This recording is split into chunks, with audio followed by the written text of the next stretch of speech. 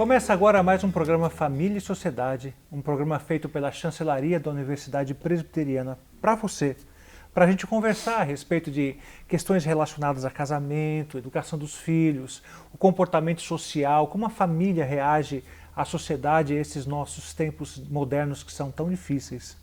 E por isso que você vai estar comigo e também com a minha querida esposa aqui. Oi, é sempre um prazer ter você aqui com a gente. Espero que você goste do nosso programa. Não saia daí.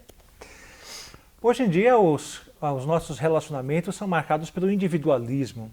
Mas e agora quando um homem e uma mulher que são educados por essa sociedade para serem tão individuais, vão agora estar juntos num matrimônio, num casamento? Como é que eles vão conseguir lidar com isso? Com essa visão de mundo e a respeito da necessidade de dever viver um para o outro? Nós trouxemos hoje alguém muito especial que com certeza muitos dos nossos telespectadores vão reconhecer, que é o reverendo Hernandes Dias Lopes. Obrigado pela sua presença e por ter aceitado o nosso convite. Uma honra, um privilégio estar aqui com vocês. A respeito desse assunto que nós estamos introduzindo, é verdade que o ser humano de hoje, moderno, ele é mais individualista, mais egoísta do que nós tínhamos no passado, né? Olhando para a vida dos nossos avós, dos nossos pais, não parece que as coisas estão mudando para pior nesse sentido? Eu penso que sim, e eu acredito que hoje nós temos mais elementos que nos distraem. No passado, as pessoas não tinham tantas distrações, tantos aspectos que roubavam seu tempo, sua energia, sua atenção. Então, a família se dedicava mais a ela mesma, tinha mais tempo juntos, conversavam mais, não havia tantos fatores que roubavam a atenção. Aquele negócio de sentar junto para ouvir o rádio, né? Exatamente. E aí o que acontece? Como a atenção é desviada para tantas coisas, a família não está mais junto. Às vezes está junto fisicamente, mas está em off. Né?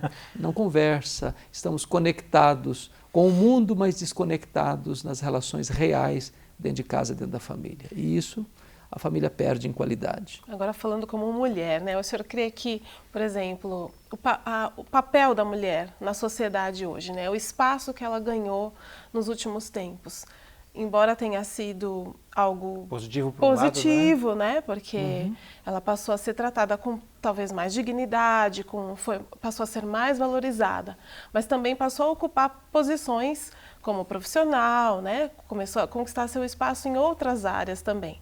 E acabou se tornando independente de uma certa maneira. O senhor acha que isso também contribui para esse individualismo que existe hoje, até mesmo dentro dos relacionamentos?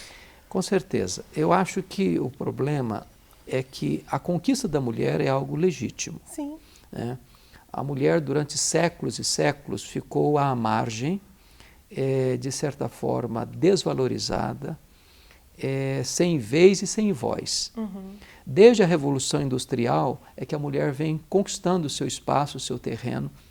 Agora, o problema é que onde vamos encontrar o equilíbrio disso? Exatamente. Quando a mulher abriu mão, por exemplo, de ser a dona do lar, quando a mulher abriu mão, por exemplo, da educação dos filhos, quando a mulher abriu mão, por exemplo, de ser essa agente de costurar a unidade da família, as conquistas que ela tem fora do lar não compensam muitas vezes as derrotas que ela tem e a família tem dentro do lar. Então, eu creio que nós não podemos terceirizar algumas coisas. A educação dos nossos filhos, o nosso relacionamento de comunhão familiar, porque o sucesso fora do lar não compensa as perdas profundas, colhidas dentro do lar. Eu acho que é o que nós estamos vendo hoje na sociedade contemporânea. Recentemente, algumas semanas, uma revista de grande circulação, uma das maiores... Vou falar isso agora. Eu ia falar sobre isso. Né? A matéria de capa era sobre isso, né? Sobre mulheres casadas que decidiam não ter filhos por conta da vida, por conta da carreira profissional. A frase era a seguinte, né? Eu tinha que decidir, eu engatava o doutorado ou eu decidi engatar o doutorado. E agora, né? Isso talvez seja uma das maiores marcas do individualismo, né?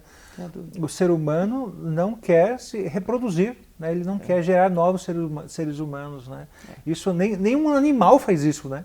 É só o ser humano mesmo. Né? Nós estamos embriagados pelo sucesso, nós estamos obcecados pelo prazer e nós não queremos nada que venha frustrar ou postergar os nossos sonhos pessoais. Como você disse, estamos vivendo numa geração absolutamente individualista. E nós não queremos... Né? Egoísta, narcisista até. Hedonista. Hedonista. E nós não queremos que ninguém, nem nada, se interponha nesse caminho da realização pessoal. E a vida, é curioso, que a gente não encontra vida lutando pelos nossos próprios sonhos.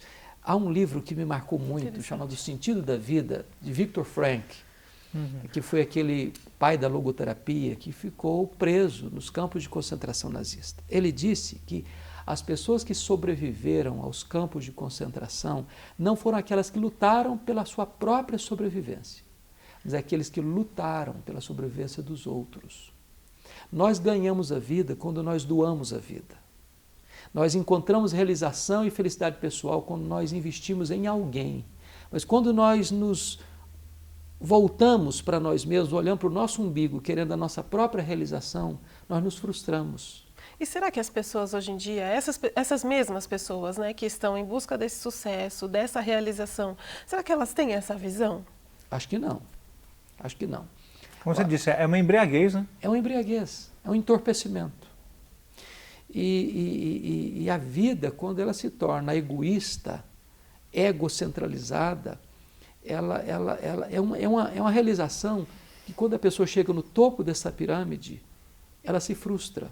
Na linguagem lá de Eclesiastes capítulo 2, que Salomão buscou a felicidade na bebida, no dinheiro, no sexo e na fama, quando ele alcançou todos esses sonhos pessoais, ele diz, é vaidade, é bolha de sabão, tem colorido, mas não tem consistência. É verdade. Agora, nessa embriaguez, né, do ser humano, procurando a sua própria felicidade, ele não percebe que isso, na verdade, é a proposta inicial lá do Éden, né? Busque a si mesmo, seja você o seu Deus, ignore outros caminhos, né?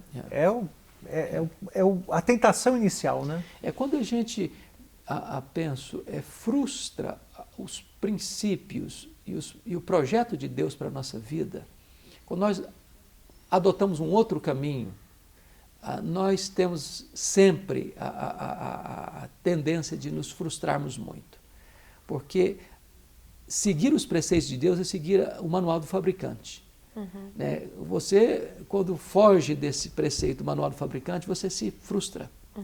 E essa busca hoje da autorrealização, do sucesso pessoal, como você disse aí, uma mãe que abre mão do curso natural da vida, de cuidar da família, de ter filhos, de educá-los para a glória de Deus, de construir uma família que vai ser uma bênção na sociedade, mas eu quero o meu projeto, eu quero a minha ideia, o meu sonho, a minha realização, o meu prazer, eu vou desconstruindo todos os valores que devem reger a família e a própria sociedade. Com certeza. Aliás, esse assunto é muito interessante, né? O que fazer então para que os olhos do pai, da mãe, do marido, da esposa, se voltem para um projeto diferente de família, né? Acho que isso é muito importante. E esse é justamente o nosso assunto do próximo bloco, não sai daí. Voltamos já já com Família e Sociedade, hoje com Hernandes Dias Lopes.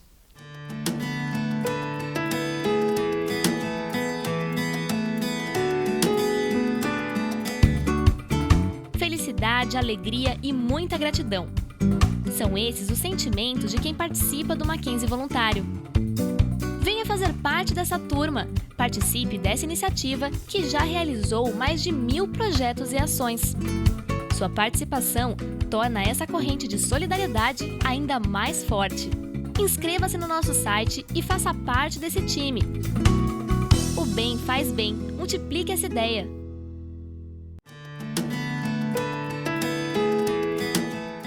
Voltamos com o programa Família e Sociedade e o tema de hoje é sobre família, casamento e individualismo. E o nosso convidado é o escritor, conferencista, pastor e muitas outras qualidades, atributos, Hernandes Dias Lopes. Hernandes, o que fazer para que as pessoas sarem dessa embriaguez que o mundo moderno tem lhe imposto? Como que elas podem voltar desse estado de enganação, buscando a satisfação nas coisas desse mundo, para que ela volte um pouquinho seus olhos para o lar? Há um texto em Eclesiastes, Fernando, que fala de um cordão de 3 dobras. E o casamento é uma espécie de cordão de 3 dobras. O marido, a esposa e Deus. O casamento é uma aliança entre o homem e uma mulher, na presença de Deus.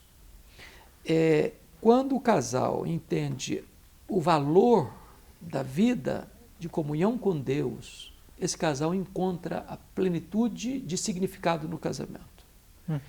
E a presença de Deus, a prioridade de Deus, a comunhão com Deus deste casal vai reordenar sua agenda, vai reordenar suas prioridades e vai dar sentido e propósito a esta família. Eu penso que hoje as famílias não precisam tanto mais de dinheiro, de conhecimento, de tecnologia, porque muitos casais têm isso e não são felizes, apesar disso. Isso não é um mal, o conhecimento é uma bênção, a riqueza é uma bênção, a tecnologia é uma bênção, as conquistas são bênçãos de Deus, mas as bênçãos de Deus sem o Deus das bênçãos é um grande problema. Nós não podemos substituir Deus pelas bênçãos de Deus. Nós não podemos substituir o Criador pela criatura.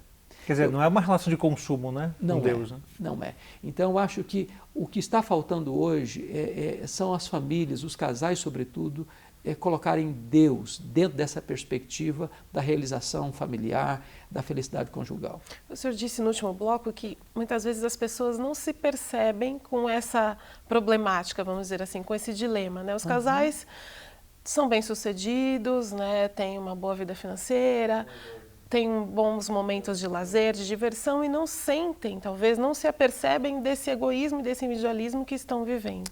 O senhor quer que em algum momento da vida, por exemplo, na velhice, como aconteceu com o próprio Salomão, que olhou para todas essas conquistas que ele teve e ele percebeu que sem Deus isso não era nada, o senhor crê que pode chegar a esse ponto de uma pessoa na sua idade avançada, olhar para a sua vida e perceber, nossa, eu corri tanto, eu lutei tanto, eu conquistei tantas coisas e...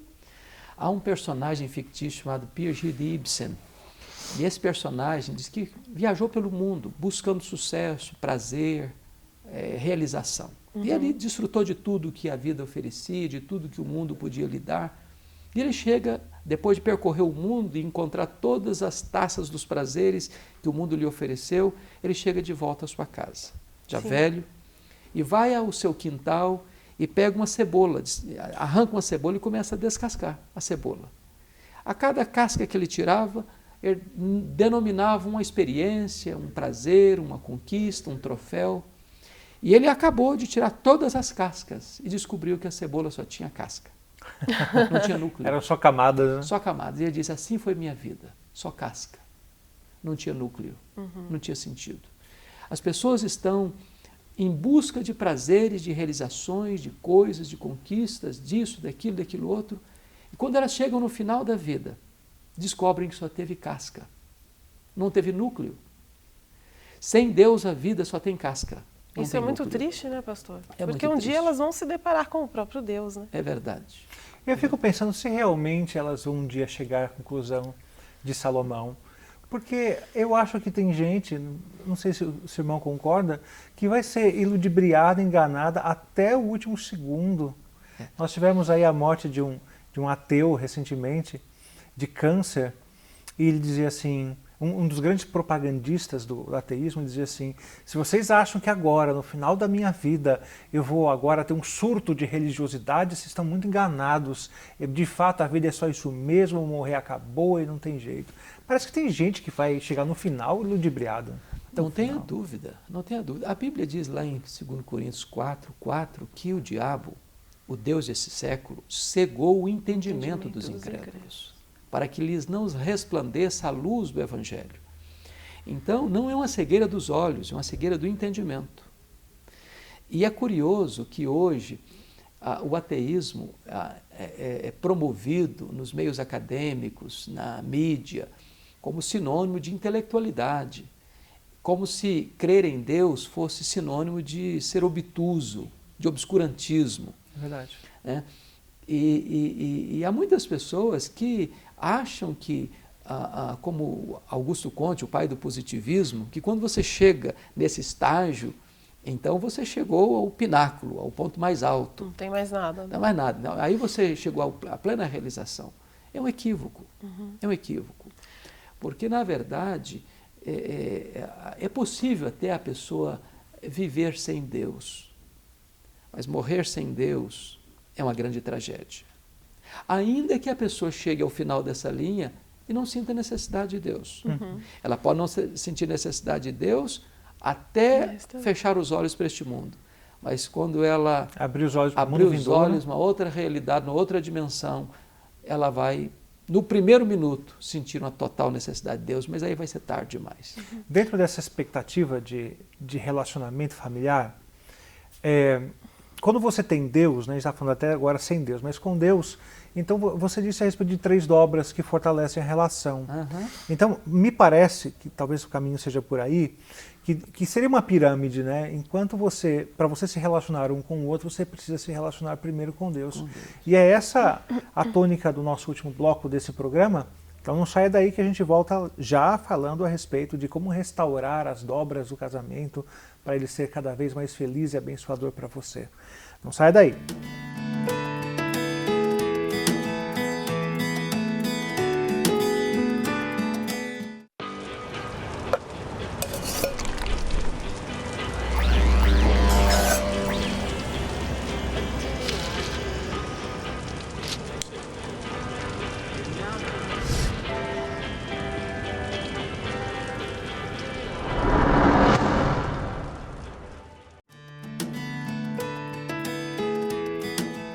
Estamos agora no nosso último bloco do programa Família e Sociedade e o assunto é Deus, a terceira dobra do casamento, como lembrou o nosso convidado especial, Hernandes Dias Lopes.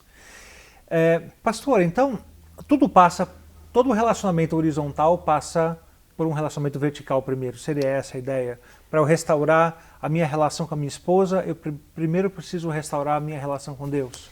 Eu penso que esta é a chave, esse é o ponto central, esse é o núcleo e a espinha dorsal da relação conjugal. Quanto mais perto de Deus eu estou, mais perto do meu cônjuge estarei. Quanto mais longe de Deus, mais distante do meu cônjuge. E mais individualismo. E mais individualismo, com certeza. É importante entender que Deus instituiu o casamento. O casamento é a ideia de Deus. E Deus estabeleceu também os princípios, as normas, as diretrizes para esse casamento.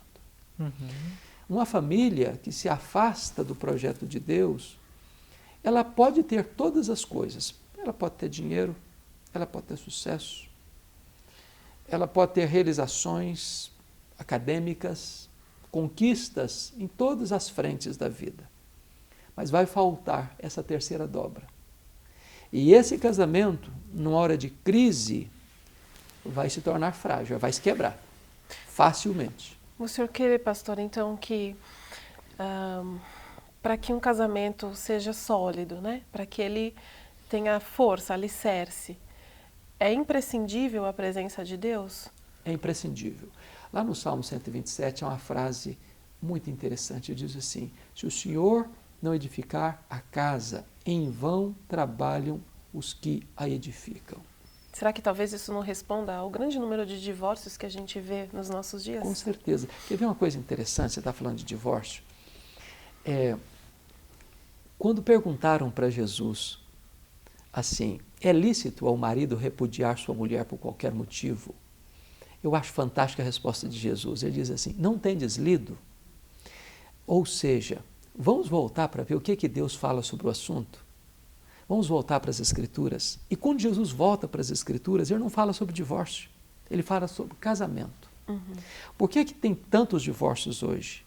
É porque a nossa sociedade está falando de divórcio, mas não está falando de casamento. Ela está olhando para a porta dos fundos, mas não está olhando para a receita de Deus para um casamento feliz. Para dentro dos Está mais lares. preocupado com a doença do que com o próprio benefício em si, que seria a relação conjugal. Então, se nós nos debruçássemos mais para entender quais são os princípios de Deus sobre o que é casamento, nós teríamos menos divórcios. Se nós entendêssemos o que é que Deus requer do casamento, nós teríamos menos divórcios. Ou seja, a partir do momento que um casal, o homem e a mulher, estão comprometidos com Deus, é mais difícil que eles quebrem o compromisso um com o outro. Não tenha dúvida, porque esse casal vai ter claro que o marido deve amar a esposa como Cristo ama a igreja. A esposa vai ter claro o entendimento que ela vai se sujeitar ao seu marido com muita inteligência, com muito carinho, afeto e respeito, como a igreja é submissa a Cristo. Porque existe um certo repúdio em relação a esse texto. Imagina, a palavra mulher submissão submissa, hoje tem que ser desinfetada. arrepia. Não é verdade? Tem muita gente que tem urticária, só em ouvir falar. Sim. Por quê? Porque uma coisa interessante, John Stott escreveu um livro chamado Cristianismo Equilibrado, e ele disse que uma das principais hobbies hoje do diabo é desgastar as principais palavras do cristianismo. Por exemplo, quando você fala amor hoje, o que a sociedade entende por amor? Sexo, cama. Quando se fala hoje em submissão, o que se entende? Ser capacho? Subjugar. Ser escravo? Não ter vez, não ter voz? Mas é Ser isso, mandado, né? é isso que a Bíblia diz de submissão? Absolutamente não. Absolutamente não. Então, por exemplo, quanto mais submissa a igreja é a Cristo, mais digna, mais bela, mais nobre, mais livre ela é. Que diferença, né, de A conceito. submissão da igreja a Cristo é a sua glória. Agora, uma mulher sujeitar-se a um homem que a ama como Cristo amou a igreja é algo sublime. Então, Acaba sendo até natural, né, pastor? claro, é natural, é uma coisa livre, espontânea. Agora, é assustadora a quantidade de cristãos, pessoas que se dizem cristãs, e estão agora enveredando pelo divórcio como se fosse solução para um casamento mal ajustado. Não é? E é um fato curioso, Fernando, e eu fiz essa pesquisa, escrevi um livro, eu estava nos Estados Unidos ainda quando escrevi esse livro, em 2001, e casamento, divórcio e novo casamento. E naquela época já tinha uma estatística nos Estados Unidos de que 70% das pessoas que se divorciam e se casam de novo descobrem que o segundo casamento foi pior do que o primeiro. Aí vem o mito que Alan Peterson coloca num dos seus livros, o mito da grama mais verde. A pessoa pensa que o pasto do outro lado do muro está mais verde do que o seu. Mas é a distância que dá essa impressão, é só uma impressão. É só impressão, isso é um mito. Então, o negócio não é ficar flertando o pasto além do muro e nem construindo cercas mais altas. O negócio é melhorar o pasto do lado de cá do muro. Melhorar o que nós temos. Uma coisa que eu digo sempre para casais é que o dever conjugal também é um dever espiritual. Com certeza. E que muita gente não percebe, né? Faz essa dicotomia. Minha vida com Deus é uma coisa, na igreja, sei lá. Casamento é outra coisa. E porque o argumento é sempre o mesmo, né? Eu não mereço, a minha esposa não merece que eu a trate assim, o meu marido não merece que eu o trate assim. Mas o problema é se há um dever espiritual, Deus merece que você seja um bom marido, uma boa esposa. Né? Deus merece. Deus merece. E é Ele que requer, como você falou, né? As leis do casamento vieram dele, né? E o grande aspecto, Fernando, também é que quando uma pessoa se porta desta maneira, está não só implícito, mas explícito o egoísmo. Porque eu estou achando que eu mereço ser feliz, eu mereço que me trate bem, então eu sou o centro do universo. Quando Jesus disse, vinde aprender de mim, né? Se a gente aprendesse dele, a gente ia saber que as coisas não podem girar. O amor não é egocentralizado, o amor é outro-centralizado. É verdade. Eu não devo me casar para ser feliz, eu devo me casar para fazer meu cônjuge feliz e glorificar a Deus através desse relacionamento. Quando a pessoa entende isso, o denominador comum da felicidade acontece. E tudo se conserta, né? É verdade. Bem, a gente está chegando no final do nosso programa, passou tão rápido, né? Mas fica aí, né? Isso é só uma palhinha para você que está em casa perceber não somente que existe talvez um problema para ser consertado, mas também que existe uma solução, como nos foi proposta aqui de maneira tão brilhante pelo pastor Hernandes Dias Lopes. Com certeza. Nós agradecemos demais a sua presença, pastor. É um Obrigado. privilégio, Muito obrigada, é viu, um pastor? privilégio, Fernando, estar aqui com vocês. Um prazer viu? tê-lo Deus aqui abençoe Amém. aqueles que estão E nos se você assistindo. tem alguma sugestão, alguma crítica, pode usar o e-mail que você vê aí na sua tela, que é familiasociedade@mackenzie.br, que a gente vai ter muito prazer em atendê-lo, em responder e acatar aí, na medida do possível, a sua sugestão. Obrigado pela sua participação conosco e nós nos vemos até o nosso próximo programa Família e Sociedade. Foi um prazer ter você aqui com a gente. Até o próximo.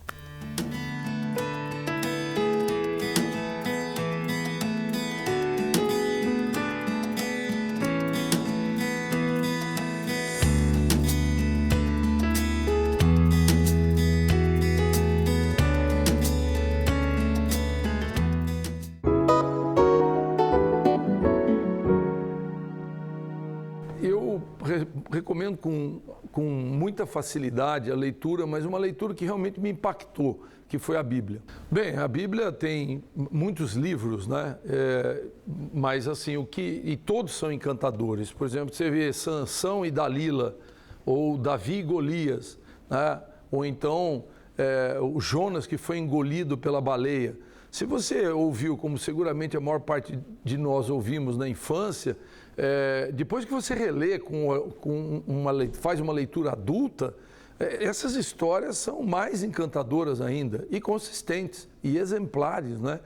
Então você tem coisas do cotidiano que você vive, que lendo Sansão e Dalila, você fica alerta, preparado. Agora, sem dúvida, o que mais me excitava a imaginação era imaginar Jesus sendo entrevistado pelo pessoal da Veja, Globo, Folha de São Paulo, Estadão, cercado de repórter, e ele fazendo suas declarações.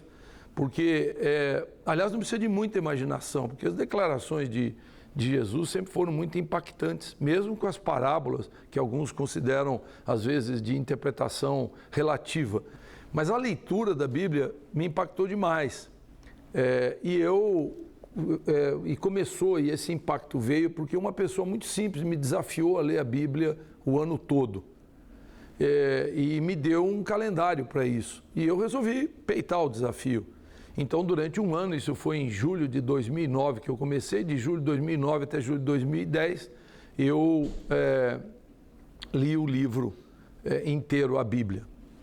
E isso foi impactante para mim.